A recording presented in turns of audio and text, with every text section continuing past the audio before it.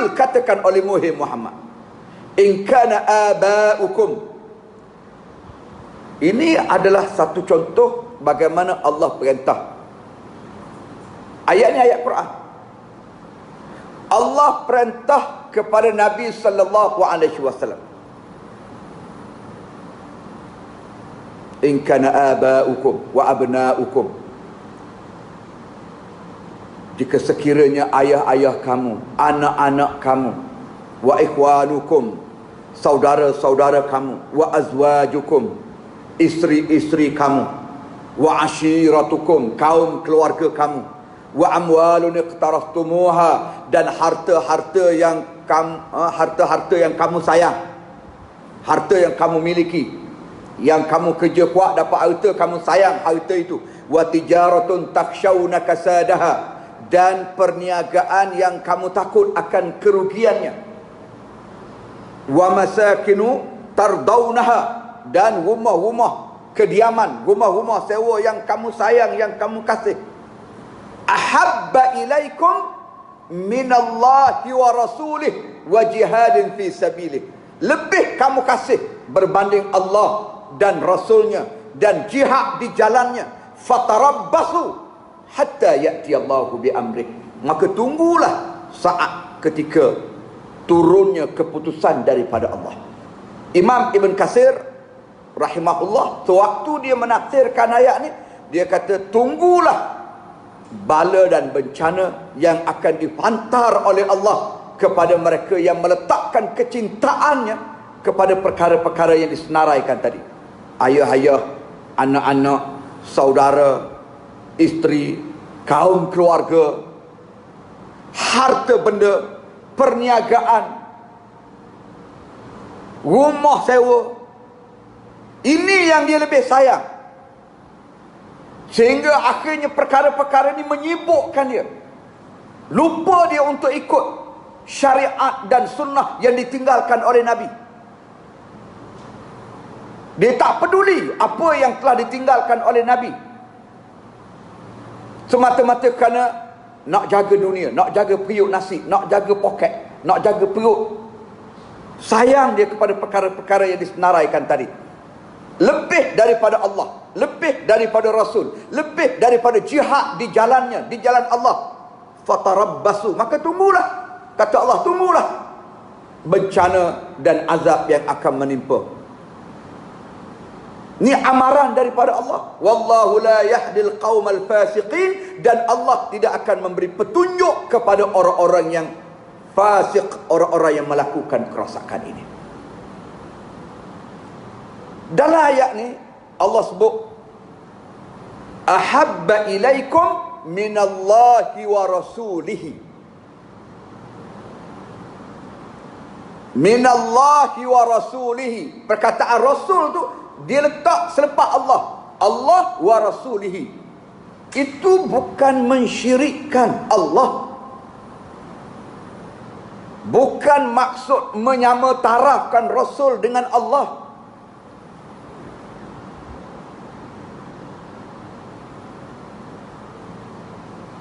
Kalau kita kata cinta kepada Rasul itu adalah syirik kepada Allah, perbuatan menyengutukan Allah, sedang ayat yang kita baca pada malam ini, Allah sendiri yang suruh, Allah sendiri yang perintah, jangan sampai kamu cinta kepada perkara-perkara duniawi tadi lebih daripada cinta kamu kepada Allah dan Rasul. Maknanya Allah suruh kita sayang Allah, dan Allah suruh kita sayang Rasulnya. Artinya mencintai Rasul itu adalah kerana ketundukan dan kepatuhan kita kepada Allah. Mencintai Rasul itu adalah kerana ketundukan dan kepatuhan kita kepada Allah, keimanan kita kepada Allah, kepada Al-Quranil Karim, Al-Quran yang suruh kita kasih kepada Rasul. Sebab tu tak boleh kita buat lebih kurang dengan Rasul ni. Ada orang dia buat main-main, dia buat keluar kenyataan, dia kata salah umat Islam ni mengasihi Rasulullah, berselawat kepada Rasulullah. Tak boleh. Lebih-lebih pula tu dia kata. Kalau sebut nama Allah, tak ada pun selawat. Sebut nama Allah, tak sebut pun perkataan-perkataan yang lain. Sebut Allah, begitu je. Tapi kalau sebut Muhammad sallallahu alaihi wasallam, jadi lebih Muhammad pula pada Allah. Dia berhujah dengan akal. Padahal menyebut perkataan selawat sallallahu alaihi itu adalah doa. Selawat itu makna doa. Doa kita supaya Allah merahmati nabinya, rasulnya sallallahu alaihi wasallam. Selawat daripada kita kepada nabi itu maksudnya kita berdoa, semoga Allah memberikan rahmatnya kepada nabi sallallahu alaihi wasallam, seorang manusia yang berjasa besar, dan tidak ada siapa yang boleh menandingi jasa Rasulullah menyelamatkan umat manusia daripada syirik dan jahiliah. Datangnya Rasul itulah kita selamat. Dulu ni manusia ni hidup dalam keadaan jahiliah. Undang-undang rimba berlega di kalangan mereka, menguasai mereka. Sebagai contoh, apabila Ja'far bin Abi Talib radhiyallahu anhu dia berhijrah ke Habasyah untuk menyelamatkan akidah para sahabat Nabi, suruh berhijrah ke Habasyah, berjumpa dengan Raja Najasyi. Nabi kata ada seorang raja di Habasyah, raja itu adil, pergi ambil lindungan politik daripadanya. Sebab duduk di Mekah berdepan dengan ancaman, ditangkap, dipenjara, dibunuh. Dan Nabi bimbang dia akan menggugat akidah para sahabat yang pada waktu itu kata-katanya baru beriman kepada Allah dan Nabi-Nya sallallahu alaihi wasallam. Lalu berhijrah bertemu dengan An-Najasyi. Sewaktu berdepan dengan Najasyi, datang wakil Quraisy, desak An-Najasyi supaya menyerahkan umat Islam ini untuk mereka bawa balik ke Mekah dan diadili di mahkamah mereka. Maksudnya dihitung dengan cara mereka, kerana ini dianggap golongan yang sesat dan memberontak daripada agama datuk nenek moyang. Dia minta Najasyi serah balik. Najasyi sebagai seorang raja yang adil, dia ambil sikap nak dengar pula daripada rombongan Islam ini. Cuba cerita kepada aku, apa yang menyebabkan kaummu marah sangat kepada kamu, dan kenapa kamu datang kepada kami? Apa dia Islam yang kamu bawa? Agama yang macam mana? Sampaikan kaum kamu memerangi kamu. Lalu Ja'far bin Abi Talib kata, ayyuhal malik, wahai raja, kunna qauman ahla jahiliyah. Dulu kami ni adalah golongan jahiliyah. Dulu kami ni adalah golongan jahiliyah. Macam mana jahiliyah tu? Ja'far hurai. Dia kata yang pertama, na'budul asnam. Kami menyembah berhala, sembah tokoh, sembah berhala. Na'budul asnam. Wa na'kulul maitah. Kami makan bangkai. Tak ada sembelih-sembelih ni, makan bangkai. Wa naqta'ul arham. Kami memutuskan silaturrahim. Wa nusi'ul jiwar. Kami menyakiti jiran tetangga kami. Wa na'til fawahish. Kami melakukan perbuatan zina. Wa ya'kulul qawiyyu minna dha'if. Dan orang yang kuat di kalangan kami akan menindas orang-orang yang lemah. Tu cara hidup kami. Dulu kami ni jahiliah. Tu cara hidup kami. Hatta ba'athallah rasulan, ba'athallahu ilaina rasulan minna. Sehinggalah akhirnya Allah mengutuskan seorang rasul kepada kami, yang mana rasul itu adalah dari kalangan kami sendiri. Na'rifu nasabahu wa sidqahu wa afafahu. Yang mana rasul ni kami kenal dia. Kami tahu latar belakang dia, kami tahu kejujuran dia, kami tahu bagaimana sifat mulia dia, kami tahu, kami kenal. Fada'ana ila Allah. Dan Rasul ini mengajak kami kepada Allah, linuwahidahu, supaya kami mentauhidkan Allah. Sebab itulah kami dimarah dan kami dibenci oleh kaum kami sendiri. Baik, apa yang saya nak sebutnya, Ja'far bin Abi Talib mengaku dulunya mereka dalam keadaan jahiliah. makan bangkai, melakukan zina, memutus silaturahim, menyakiti tetangga, yang kuat menekan yang lemah, yang kaya menindas yang miskin. Itulah cara hidup mereka. Bila selesai, bila datangnya Rasul mengajar ajaran tauhid, bercakap benar, menyambung silaturahim, meninggalkan perbuatan yang haram, dan akhirnya mengabdikan diri kepada Allah Subhanahu wa taala. Sehinggalah hari ini agama itu berkembang dan akhirnya kita bebas daripada syirik. Ini jasa yang sangat besar. Lalu Allah sendiri suruh kita kasih kepada Nabi.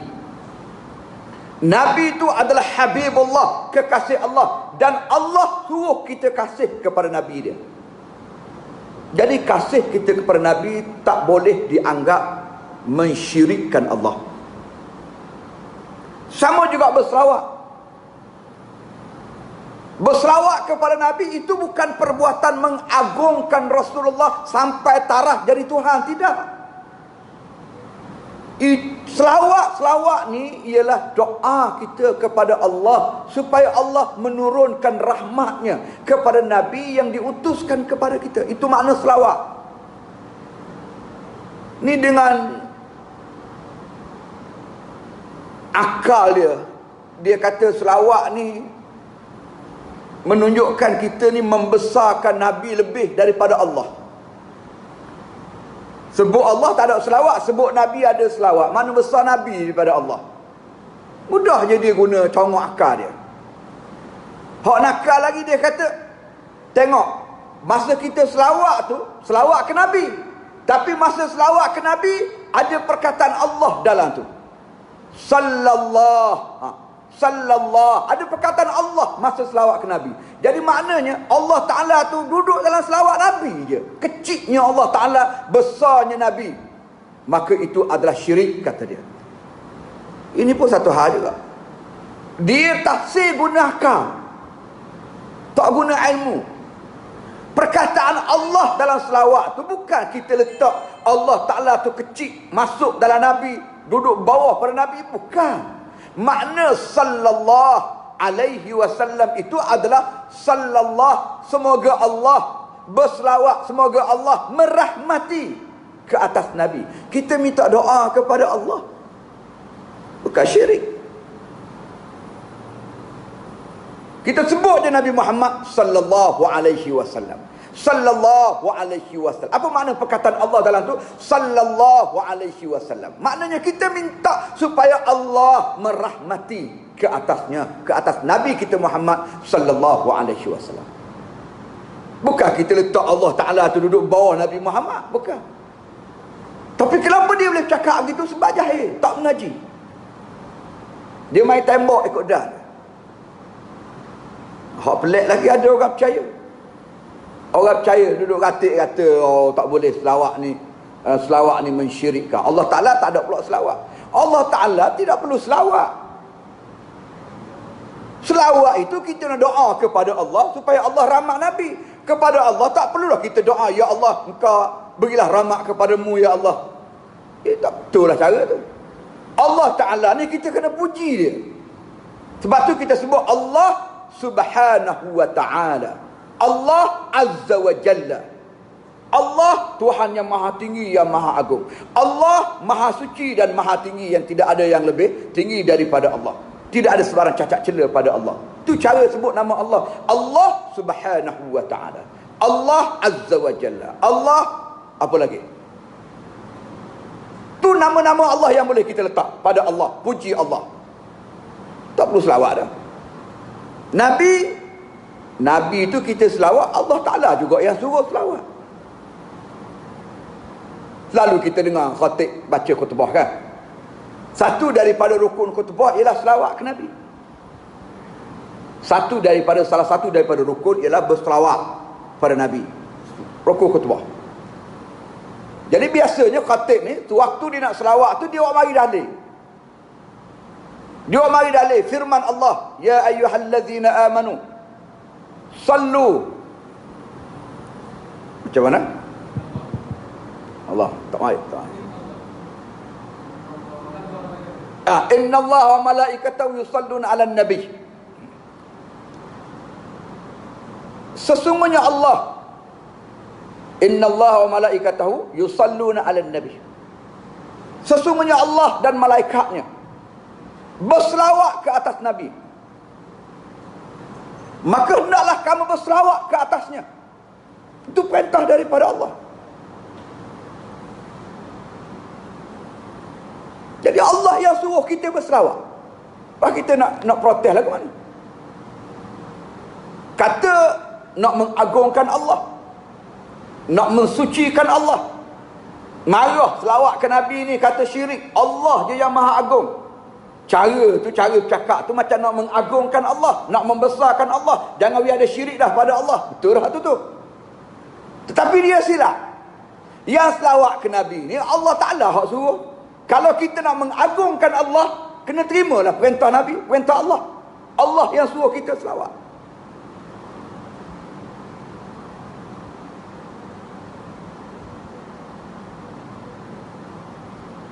Sallu alaihi wa sallimu taslima. Selawatlah olehmu ke atasnya, ke atas Nabi sallallahu alaihi wasallam, dan mengucap salamlah dengan salam yang sempurna. Allah yang ajar. Jadi jangan terpengaruhlah.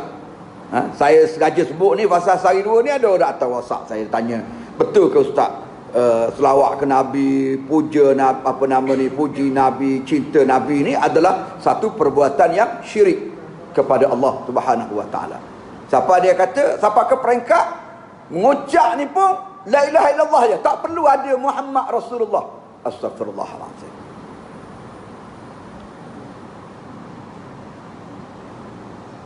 Sebab kalau sebut Muhammad Rasulullah syirik. Syirik kok mananya? Syirik kok mana? Kalau kita kata la ilaha illallah Muhammadullah, apa syirik? Tidak ada Tuhan yang layak disembah selain pada Allah, dan Muhammad itu Allah, apa syirik? Ataupun Muhammad ibnullah, Muhammad itu anak Allah, apa syirik?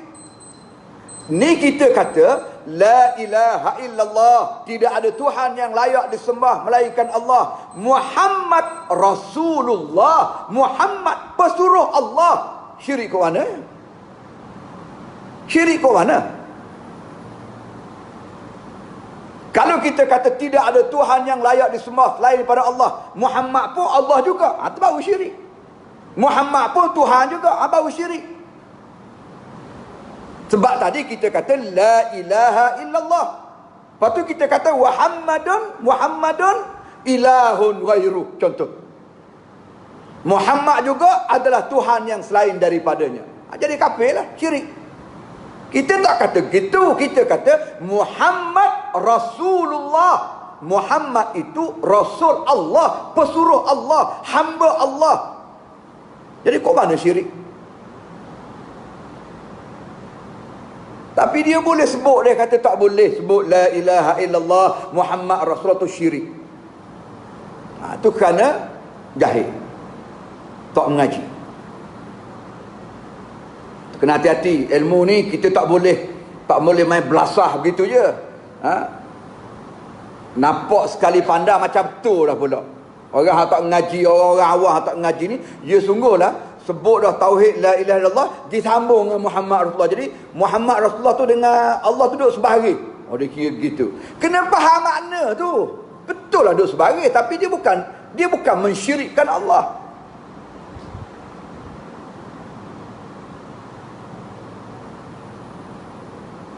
Kalau takdir kata kita tulis ke atas lah, la ilaha illallah duduk bawah, Muhammad Rasulullah duduk di atas, tulis atas, pun tak jadi syirik.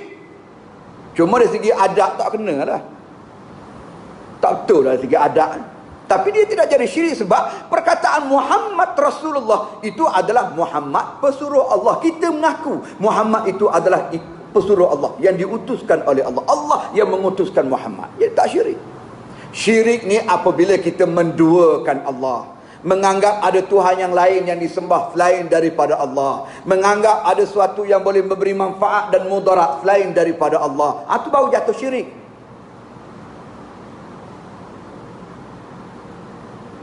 Abi kata dia beritahu korang mengucap ni cukup la ilaha illallah saja, tak perlu sebut Muhammad Rasulullah, jadi syirik.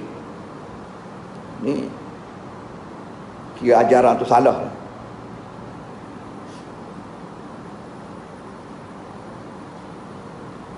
Maksud isyarah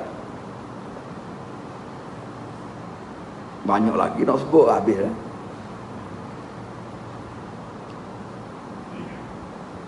Kita berhenti sakat tu dulu.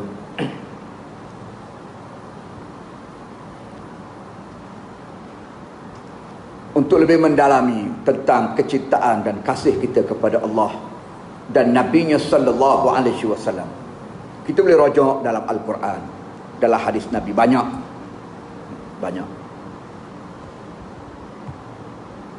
Antara contoh paling mudah bagai penutup, ada satu ayat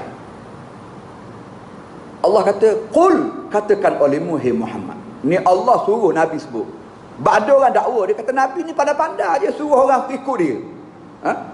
Dia kalau kita kan, contoh, "Hei manusia, ikut aku." Kita rasa pelik suruh ikut dia je, macam dia tu hebat kan? Tak? Suruh orang ikut dia. "Hei manusia, mu kena ikut aku, mu kena beriman ke aku, mu kena ikut aku." Kita rasa pelik. Kalau Allah Ta'ala kata, tak munasabah sebab dia Tuhan, dia Allah. Ni manusia kata gitu, kita rasa pelik. Lepas tu dia guna hujah tu, kita pun nampak munasabah. Ya, kalau manusia biasa, pelik, dia tak layak pun. Tapi kalau manusia itu adalah Nabi kita Muhammad sallallahu alaihi wasallam, Allah Ta'ala yang suruh dia kata gitu. Qul, katakan olehmu hai Muhammad. Ni Allah sebut dalam Quran. In kuntum tuhibbunallah, jika sekiranya kamu kasih kepada Allah, fattabi'uni, kamu kena ikut aku. Yuhibbukumullah, nescaya kamu akan dikasih oleh Allah. Allah Ta'ala ajar Nabi, suruh Nabi sebut lagu tu, suruh Nabi sebut pada seluruh umat manusia, kalau mu ni betul-betul kasih kepada Allah, kasih daripada Allah, cinta daripada Allah, okey, kasih pada Allah, cinta pada Allah. Kalau betul mu kasih kepada Allah, in kuntum tuhibbunallah, kalau sekiranya benar kamu cinta Allah, kasih Allah, fattabi'uni, kamu kena ikut aku. Nabi kata kamu kena ikut aku. Sebab pun Nabi kata gitu. Allah Ta'ala suruh kata, qul, katakan olehmu hai Muhammad, fattabi'uni, ikut aku, yuhibbukumullah, nescaya kamu akan dikasihi oleh Allah. Dengan sebab kamu ikut Muhammad, itulah sebabnya kamu dapat kasih daripada Allah. Jangan harap kita dapat kasih sayang Allah, jangan harap kita mendapat redha Allah. Walaupun kita kata kita nak membesarkan Allah, mengagungkan Allah, memuliakan Allah, mengesakan Allah, jangan harap kita dapat redha Allah kalau kita ketepikan Nabi kita Muhammad sallallahu alaihi wasallam. Sebab Allah sendiri sebut, kalau sekiranya kamu kasih kepada Allah, kamu kena ikut Muhammad, nescaya kamu akan dikasihi oleh Allah. Kita kena faham tu. Jadi kalau faham tu, baru kita nampak di mana konteks kita kasih pada Nabi, cinta pada Nabi dan sebagainya. Ayat tadi tu dalam surah Ali Imran. Boleh tengok dalam surah Ali Imran. Jadi muslimin dan muslimat yang dirahmati Allah sekalian, memang akhir-akhir ini banyak kekeliruan yang disebar oleh pelbagai pihak, yang saya harap kita jangan cepat telan bulat-bulat, melainkan rojok kepada para alim ulama, rojok kepada mereka yang mendalami urusan agama, supaya kita mendapat penjelasan yang betul berkait dengan satu ajaran yang disebarkan. Kadang-kadang keliru. Cara dia ajar tu nampak macam agama hak tu, macam comel, nak membesarkan Allah, memuliakan Allah, mengagungkan Allah, mentauhidkan Allah. Hujung tu dia selit sikit je. Jangan ikut, jangan bubuh Muhammad ni. Muhammad ni kena asing. Muhammad ni kena asing. Padahal Allah Ta'ala sendiri suruh letak Nabi Muhammad tu dalam satu kecintaan yang tinggi. Cuma betul lah dari segi akidah, cinta Allah dengan cinta Rasul tak sama. Kita tak boleh nak angkat Rasulullah tu sama dengan Allah Ta'ala. Kita tidak mengagungkan Rasulullah sebagai Tuhan. Rasulullah bukan Tuhan. Rasulullah itu utusan, pesuruh. Lepas tu kita kata Muhammad Rasulullah. Gitu. Jadi jelas, akidah kita jelas sebenarnya, tak ada masalah pun. Tak perlu nak dipindah, tak perlu nak diragui. Betul ke Muhammad Rasulullah disebut lepas pada la ilaha illallah? Betul ke kita ni? Ke kita ni menduakan Allah? Tak. Pasal ragu lah tu. Jelas dah akidah kita. Kita bukan letak Muhammad tu sampai peringkat Allah, tidak. Muhammad pesuruh Allah. Sebab tu apabila Nabi mati, kan sahabat sedih. Melampau-lampau kesedihan para sahabat ni. Siapa Senoma sendiri tak dapat nak terima hakikat pada peringkat awalnya, Nabi dah wafat. Wah, keluar pedang. Siapa kata Nabi Muhammad mati, aku tak maknanya begitu. Marahnya kata Muhammad mati, dia tak dapat terima hakikat. Masa tu selalu sedih, terlalu sedih. Siapalah Abu Bakar mari baca ayat ke dia. Wa ma Muhammadun illa rasul qad khalat min qablihi rusul. Muhammad ni rasul saja. Bukan Tuhan, rasul saja. Dan sebelum daripada ni telah terdahulu rasul-rasul yang lain. Semua rasul-rasul lain mati belaka dah. Jadi Muhammad pun akan mati juga. Bila Abu Bakar baca ayat tu, baru dia tengok mata sentak. Allah, dia kata, macam tak pernah jumpa dengan ayat tu. Seolah-olah gitu. Baru dia tersentak, baru dia sedar Muhammad tu adalah seorang rasul, manusia yang diutuskan oleh Allah. Mati juga. Bukan dia Tuhan, tak mati dah. Lepas tu Sayyidina Abu Bakar kata, man kana ya'budullah fa innallaha hayyul la yamut.